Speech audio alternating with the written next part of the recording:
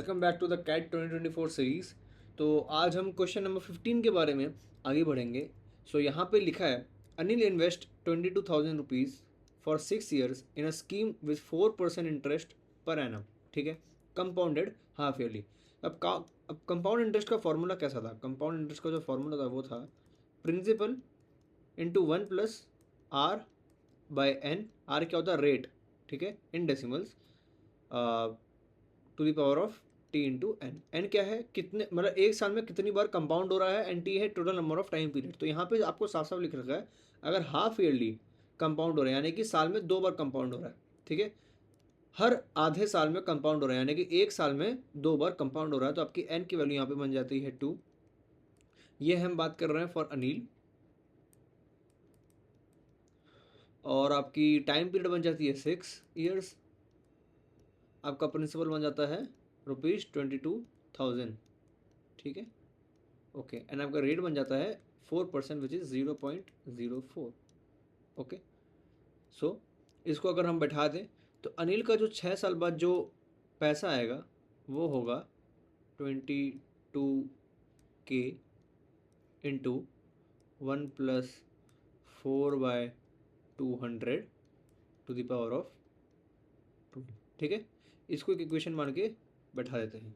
तो 6 साल बाद अनिल को टोटल इसकी जो वैल्यू होगी उतना पैसा अनिल को वापस से आने वाला है। ठीक है, now let's go to the further question.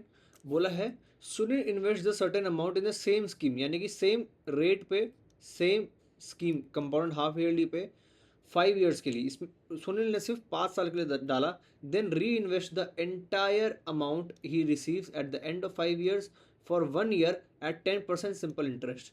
तो यानी कि सुनील ने क्या काम किया, उसने कंपाउंड इंटरेस्ट, उसने जो जिस स्कीम पर अनिल ने लगाया था उसने उस स्कीम पे सिर्फ 5 साल के लिए लगाया, फिर 1 साल के लिए उसने simple interest at the rate of 10% उसने लगा दिया। अब अगर हम सुनील का एंड आफ्टर 6 ईयर्स अगर हम एक्स्ट्रा पैसा एंडायर पैसा देखें तो क्वेश्चन ने बोला है if the amount received by the both at the end of 6 years are equal then the initial amount in rupees made by Sunil is.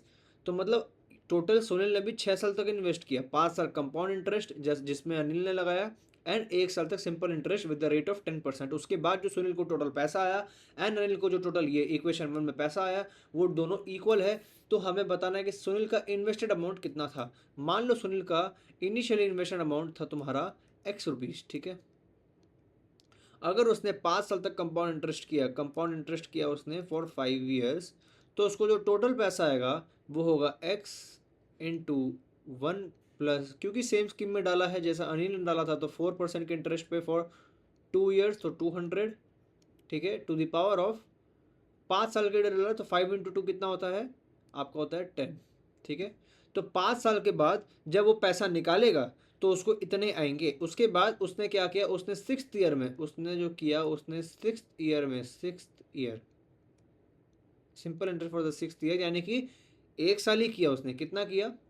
यहाँ पे लिखा है just for 1 year. After the end of 5 year उसने 1 साल पूरा 10% simple interest पे लगा दिया। तो अगर इसने पूरा का पूरा इतना पैसा लगाया and after investing this total amount in a simple interest of 10%, उसको टोटल पैसा कितना आएगा? उसको आएगा X इंटू 1+4/200 की पावर 10 इंटू 1+ रेट कितना था? 10% का रेट था और टाइम कितना था? 1 था। अब ऐसा इक्वेशन क्यों बना मैं आपको बताता हूँ। आप बोलोगे कि सर सिंपल इंटरेस्ट का जो फॉर्मूला होता है वो P/R/T/100 होता है। करेक्ट, मैं बोलूँगा सही है। लेकिन सिंपल इंटरेस्ट में अगर आपको पता हो, सिंपल इंटरेस्ट आपको सिर्फ इंटरेस्ट का पैसा बताता है eight the end of that time period जो आपने दिया है। अगर मान लो अगर आपने टाइम दिया है 1 साल के लिए, ठीक है, एंड उसके बाद आपने मान लो इन्वेस्ट किया है ₹100 एंड आपका रेट था मान लो फॉर एग्जाम्पल 10%, तो आपका सिंपल इंटरेस्ट क्या होगा? आपका सिंपल इंटरेस्ट होगा 100 × 10/100, क्योंकि 10% है इंटू 1। तो आपका एंड में जो पैसा आ रहा है वो आ रहा है ₹10। तो ₹10 थोड़ी आ रहा है, वो ₹10 इंटरेस्ट आ रहा है, यानी कि टोटल कितना आ रहा है? टोटल कितना आ रहा है? टोटल आपको आ रहा है 100 + 10, यानी कि 110 रुपीज़ आपको साल के एंड में आता है अगर आप एक 10% सिंपल इंटरेस्ट पे 100 रुपये इन्वेस्ट करते हो। ठीक है, बेसिक कंसेप्ट है। इसलिए सिंपल इंटरेस्ट जो यहाँ पे मैंने डाला, कंपाउंड इंटरेस्ट क्या करता है, कंपाउंड इंटरेस्ट आपको इस फॉर्मूला में सारे पैसे बताता है। यानी कि अब एक्स अमाउंट डालोगे तो आफ्टर 5 ईयर्स आपको ये पूरे पूरे पैसे मिलेंगे। ये आप कंपाउंड इंटरेस्ट आपको सिर्फ इंटरेस्ट नहीं दिखाता, कंपाउंड नाम ही कंपाउंड है, तो आपको इन्वेस्टेड प्लस इंटरेस्ट मिला के आपको फाइनल आंसर देता है। लेकिन सिंपल इंटरेस्ट आपको सिर्फ इंटरेस्ट देता है, इसीलिए उसके लिए आपको यहाँ पे 1 ऐड करना ज़रूरी है। ठीक है, अब हम आगे बढ़ते हैं। अब उसने बोला कि जो टोटल अमाउंट जो 6th ईयर के बाद टोटल अमाउंट जो सुनील ने कमाया एंड टोटल अमाउंट जो अनिल ने कमाया, दोनों अगर इक्वल है तो एक्स कितना है, यानी कि इन्वेस्टेड अमाउंट कितना है। तो after end of the 6th year total amount Sunil ने इतना कमाया होगा, तो इसको हम इक्वेशन 2 मान लेते हैं। एंड क्वेश्चन ने बोला है that equation 1 and equation 2 are equal. So अगर इक्वेशन 1 और इक्वेशन 2 इक्वल है तो लिख देता equation 1 that 22,000 22K 1 + 4/200 12 is equal to equation 2 कितना है, x इंटू 1 + 4/200 की पावर। अब ध्यान देना, मैं कभी अभी के लिए इसको कैलकुलेट नहीं कर रहा। 1 + 4/200 की पावर 10, 1 + 4/200 की पावर 12, मैं इस सबको अभी कैलकुलेट नहीं करता क्योंकि मुझे पता है कहीं ना कहीं वो कैंसिल होने वाला है, तो मैं उसको कैलकुलेट नहीं करता हूँ। तो ये आपको भी ऑब्जर्व करके समझना पड़ेगा कि यार ये सबको हर बार कैलकुलेट करने की ज़रूरत नहीं पड़ती। 1/10। अब हम इसको देखें तो ये पूरा पूरा यहाँ से कट जाएगा, ऊपर में सिर्फ 2 बचेगा, तो हम मिटा देते हैं। आ जाओ, तो भाई ये तो पूरा कैंसिल आउट हो गया, ये वाला हट गया पूरा, और यहाँ पे सिर्फ 2 बचा।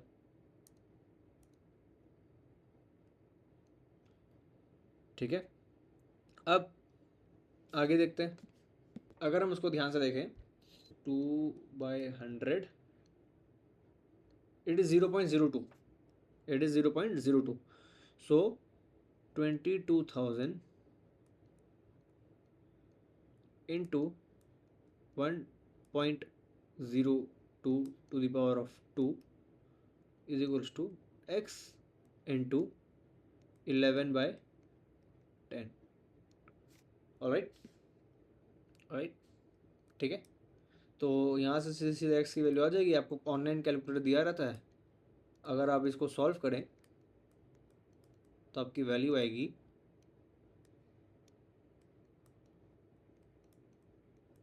20,808। इतना रुपीज़ सुनील ने इनिशियली इन्वेस्ट किया था ताकि after all the end of 6 years दोनों की वैल्यू इक्वल हो जाए, तो आपका वैल्यू हो जाएगा ये।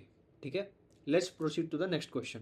The question number 16 says the roots alpha comma beta of the equation 3x² + λx - 1 is equals to 0 satisfy 1/λ² + 1/β² is equals to 15। Find the value of λ³ + β³। ठीक है, अब हमें समझना है, हमें इसमें लैम्डा और बीटा की वैल्यू निकालनी है। बात तो समझो, यहाँ पे आपको बोला है कि लैम्डा बीटा जो है इस रूट का, इस इक्वेशन का रूट है, एंड आपको लैम्डा बीटा का कोई इक्वेशन दे दिया गया है।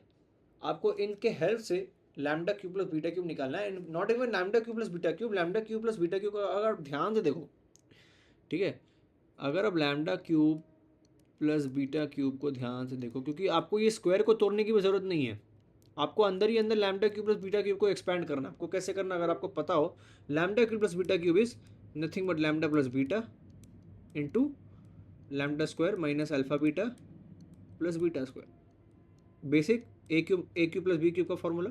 ठीक है, एंड ये होल स्क्वायर आपको दे रखा है। अब आपको क्या करना है, आपको अल्फा + बीटा निकालना है, आपको α² + β² निकालना है। अल्फा बीटा भी आपको इक्वेशन से पता है आपको, लेकिन लैम्डा की वैल्यू भी संग संग निकालनी होगी ताकि आप प्रॉपर इंटीजर में आंसर इसको पुट कर पाए। ठीक है, now let's find out from equation अगर आप देखें तो अल्फा + बीटा आपका क्या होगा, -λ/3, एंड अल्फा बीटा आपका क्या होगा, -1/3। करेक्ट। अब अगर आप सेकेंड इक्वेशन से देखें, from equation this 1/α² + 1/β² is equals to 15। α² + β² अगर मैं दोनों को ऐड कर दूं तो divide by α² β² is equals to 15। Correct. तो अल्फा स्क्वायर बीटा स्क्वायर क्या है? आपका अल्फा बीटा का -1/3 है, तो आपको पता है कि आपका अल्फा स्क्वायर बीटा स्क्वायर क्या होगा? 1/9। ठीक है, तो यहाँ 1/9 पुट कर दो, तो 9 आपको ऊपर आ जाएगा। 9 into alpha square plus beta square which is 15। तो alpha square plus beta square आपका क्या हो जाएगा? ये दोनों 3 से मल्टीपल है, तो 5/3। बस अल्फा प्लस बीटा में वापस आते हैं। Alpha plus beta is -λ/3।